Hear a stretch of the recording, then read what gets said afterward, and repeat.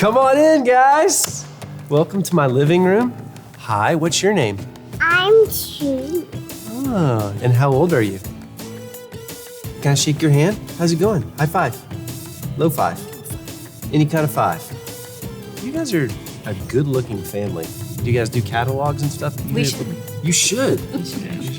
What do you guys spend so much of your time doing as a family? Watching movies, eating snacks, and doing homework. Oh, good for you.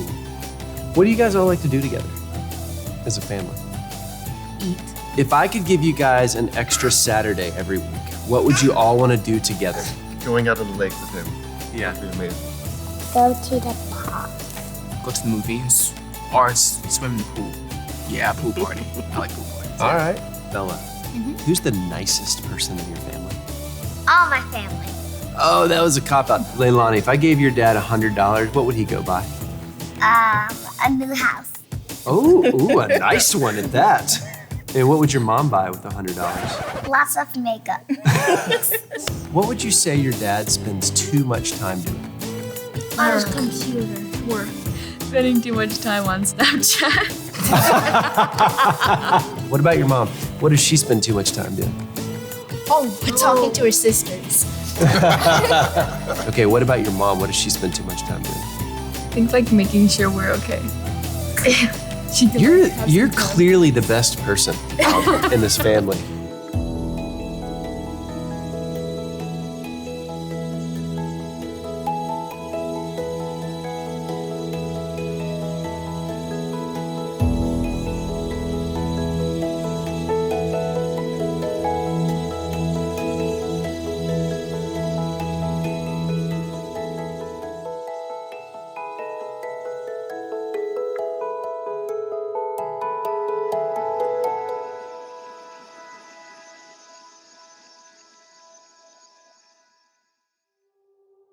So, I'm in a new chapter of my life. I'm a parent of adult children who have had children. So, I'm officially in the grandparent stage of parenting. That's why I know what I'm about to tell you is true. Whatever phase your kid is in right now, it will go by faster than you think. You will blink and your toddler will be going to his first day of school. Blink again and your second grade daughter will be getting a mobile phone. And blink again and your middle school son will be getting a driver's license. And with every phase of your kid's life, you'll have to rethink how you parent. If I could go back and start over with my children, I would love to know some of the things I know now. And that's what this series is about.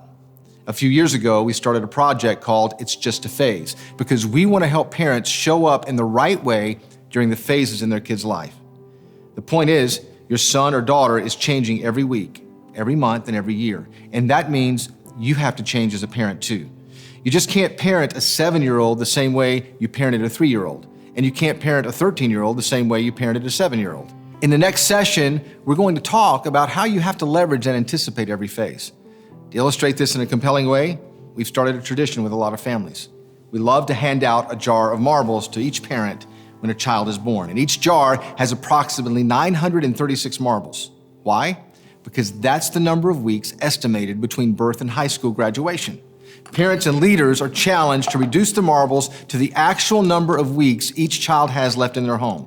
Then they're given a simple assignment. Remove 1 marble each week as a reminder that they have a limited amount of time with their kids. The practice of losing marbles has had a strange effect on a number of families. It illustrates the collective value of time. It helps them see what we would say happens when you spend time with a kid over a period of time.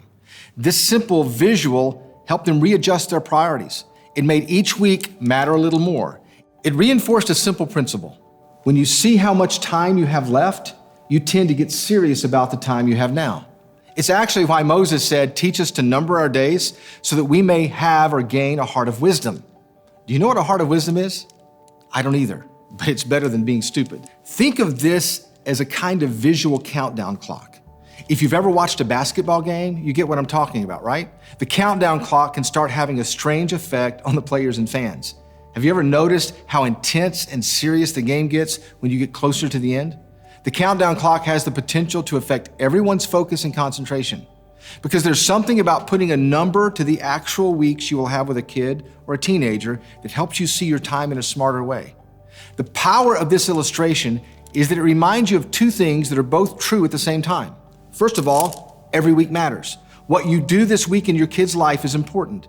Every week is important because you only have a limited amount of weeks in their life. But a second principle is also true. You don't have to do it all in a week. This one visual not only shows you the worth of each week, but it also shows you how all the weeks add up to do something collectively that is very powerful. You might think that putting a number on the time you have left with your kids before they leave home would drive you crazy. But in a sense, it can keep you from panicking.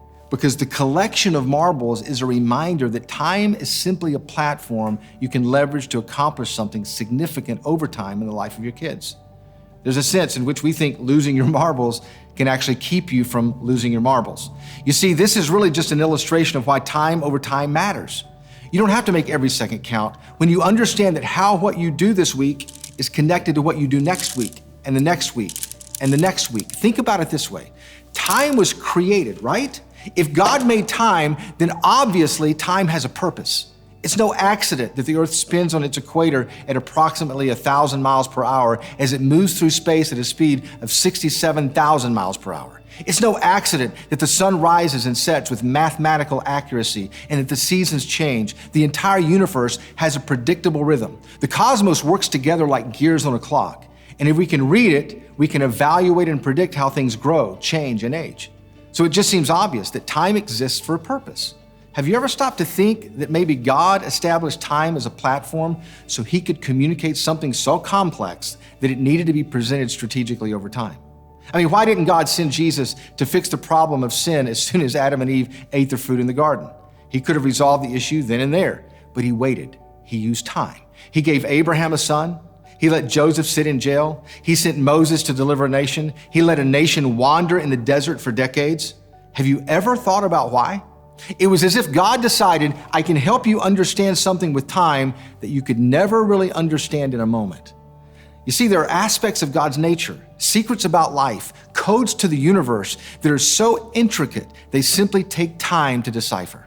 And if a Heavenly Father uses time to clarify and solidify certain values in our heart over time, then how we use time over time may be the best way to cultivate what matters in the hearts of our own children as well. In other words, some of the most significant gifts you can give your children is what you give them over time. And during the next weeks, we're going to invite you to lose your marbles in a very strategic way. We want to help you leverage your time effectively during each phase of your kid's life, to help you use your weeks to give your son or daughter the right kind of emotional building blocks, to help you have critical conversations about sex, technology, and faith, to set them up to become responsible and productive adults. It's not just 936 marbles, it's your time. For example, if a kid is 9 years old, you've already lost half of your marbles. You're down to 468 marbles. It also means you only have 312 marbles before they get their driver's license. Trust me, when they start driving, things will really pick up speed. After that, you only have 4 more summer vacations with them before they probably move out. You didn't know that, right? One day your kids will actually move out. I tell new moms to put a suitcase in their baby's nursery the day they bring them home from the hospital. Why? Because the sooner we start acting like we are packing their bags, the more serious we will get about the time we have. We're not raising kids, we're raising adults, and we need to act like they really will move out one day. I mean, they will still speak to you occasionally, probably. You will still see them during some holidays, but it's never really going to be the same again. No, I'm not trying to depress you. I'm just trying to illustrate how fast it really goes and to raise the bar a little on what happens this week. So what you do over time will create a positive pattern. And what you do over time will make a greater impact. And what you do over time will give you a deeper relationship. So just remember, the ordinary things you do can make an extraordinary difference when you do them over time.